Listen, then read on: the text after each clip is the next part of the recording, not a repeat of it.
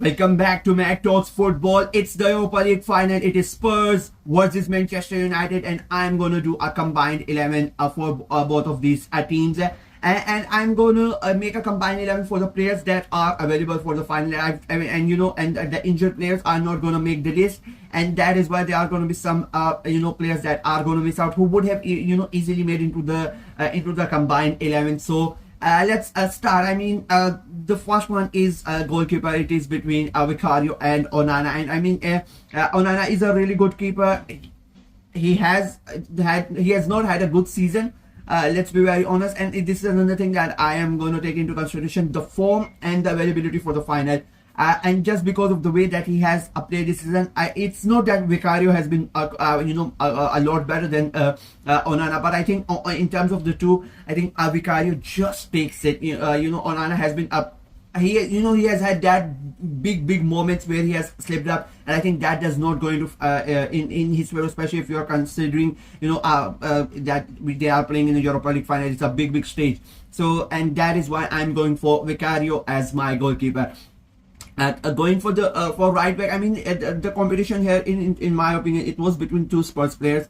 But I'm going for Pedro Porro. I think he has been brilliant for Spurs this season, going offensively and defensively as well. He has been really good. But offensive wise, I think he has been one of their best players. And there are talks that they might play him in a midfield because of the injuries and because they have options to play other players in the wing back positions.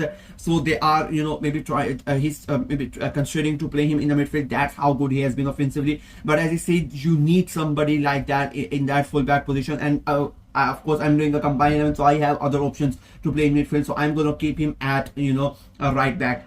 Coming into the on the left hand side, I was seeing for a lot of people done this, and I think I was really shocked that a lot of people this name was not really mentioned. I'm going for Mazzurai at left back from Manchester United. He has been immense.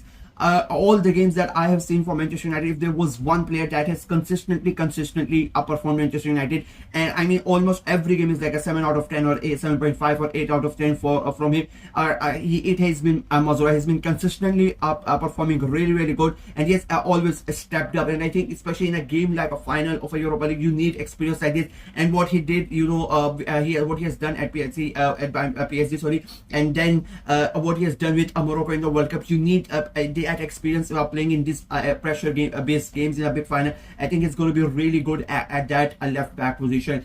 Coming to the center back, and the thing is, I really don't like to break up a center back partnership. And Van Ven and Romero, they have been really good. One of the best defensive partnership in Europa League this season. And whenever both of them have played together, Spurs have not really conceded that many goals, and that would have been really, that would have set the deal. But unfortunately, I have to break this one, and I cannot believe I'm doing this for this player. But I'm going to keep Van der Ven. I think he's the better of the two. I think he's the best defender that Spurs have at the club at the moment. And joining him, it's going to be Harry Maguire. I think he has an amazing this season. Harry Maguire has been immense, not only at defensive eyes. He has been really good. He has upped his game. But the crucial goals he has been scoring. There have been so many games that Maguire has won Manchester United out of the box. And when it is, it is really tough at the moment in the last phases, you can expect this game could go to extra time, and he's going to be there in that box waiting for those crosses to come in, trying to head that. And if he's not able to score, he's going to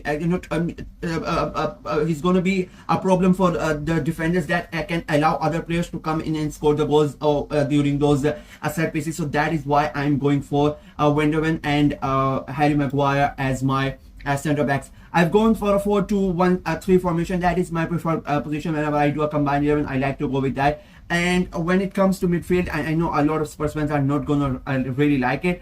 And it is basically because of the injuries that I have to pick all. I think it's a United trio. If the Spurs players were available, I don't think two of United's players make it into this team. But because the players are not available, I have gone with United trio. It is gonna be Casemiro, it is gonna be Ugarte, and it is gonna be Bruno Fernandes.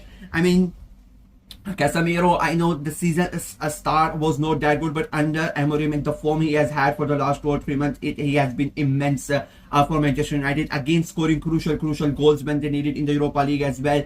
In domestically, they have not done anything, but he has been performing really good. And again, you need that experience in a final. He has won Champions League with Manchester United. He has played big games for Brazil as well. So you need a Casemiro in that situation, and he has been immense. And a lot of people don't really rate Ugarte.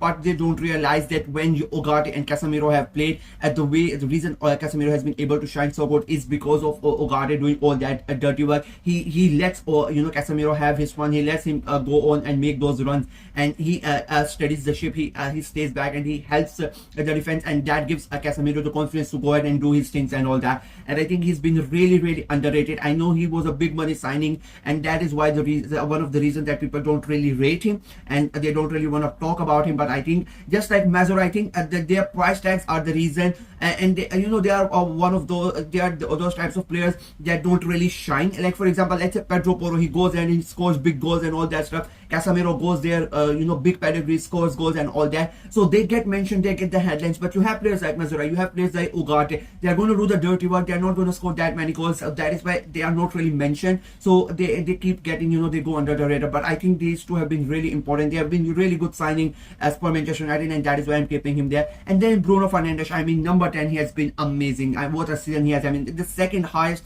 goals assist contribution in the league after Mohamed Salah. That just shows how good he has been. I mean, and I know there is criticisms about Bruno Fernandes sometimes, that he doesn't really turn up. His attitude is not there. His actions are not there, and I don't really like that. I just the fact that the way sometimes he behaves on the pitch is not really good, especially when you are a captain of Manchester United. But I mean, his performances have been spectacular, and there's nobody else who's gonna be playing that number 10, and I'm gonna give him the captain's armband as well. I think he's gonna be my captain for the final, and this was debatable between him and the player I'm gonna pick on the left hand side. It's gonna be Son. I mean, let's be very honest, he's the best player of this team. He has been immense. He's incredible, and he's one of those players, even if he's not having a good game, one single moment and Son is gonna come up and he's gonna change the course of the game. That's how human Son is, and he's I don't really need to say that much.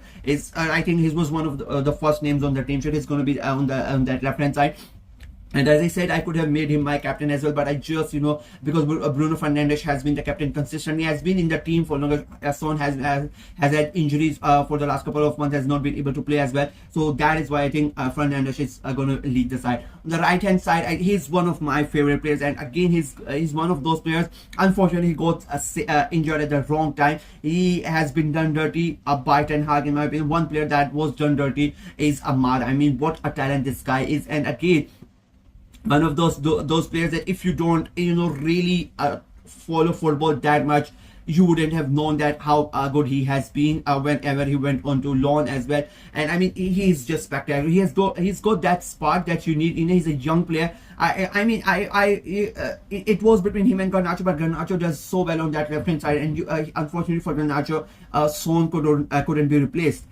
But Ahmad, I mean, as I said, he has that spark. Yet whenever he has the ball, you just know something exciting is going to happen. He's one of those players that he takes the game by the scruff of his neck, and he wants to change it. He wants to change things. He's consistently on the move. And when you have a player like Aporo behind him, I think that right hand side is going to be so effective. If you have a team like this, I mean, it is going to be basically the goals and the excitement is going to come from that right hand side. And I think that is going to be a really good combination between Ahmad and Aporo on that right hand side. And for the striker position, I think it was very easy. It is Dominic Solanke. I mean, unfortunately for Højlund, it is not even a question. Like, let's be honest, he has not really been the Haaland that Manchester United thought he was going to be. But Solanke, I mean, when he signed for Spurs, I was gutted as an Arsenal fan because we needed a striker, and I would have loved him at Arsenal, because he's the type of player who would have worked so well at Arsenal. But Spurs go ahead and get their 60 million man. I think he has, unfortunately, was injured, and he has not really, this season, I think it has been an average season for him. He has shown what he's capable of doing, but he has not really been able to do it because of injuries and the way the Spurs have played, unfortunately. But I think he's a really good signing, and I think the next season and then a season after, I think the next couple of seasons are going to be really good. And for this team, I think the service that he is going to receive from a right hand side, from the left, you have Son and you have Ahmad and you have Fernandes passing you the ball for Solanke. I think he's going to score a lot of goals. So this is, these are the players that I have selected. This is my combined 11 from United and Spurs. You're going to see it on the screen. So let me know what you guys think of my team in the comment section below. Do you agree with them? Who would you have put in any of these places? Let me in the comment section below. Like the video, share it as well. Click on the notification bell, and of course subscribe to the channel. I'm trying to get to 500 subscribers before the Champions League final. That is the deadline, 31st of May. So please go ahead and subscribe. About 30 subscribers are remaining. So go ahead and subscribe and help the channel out. Until next time, bye bye.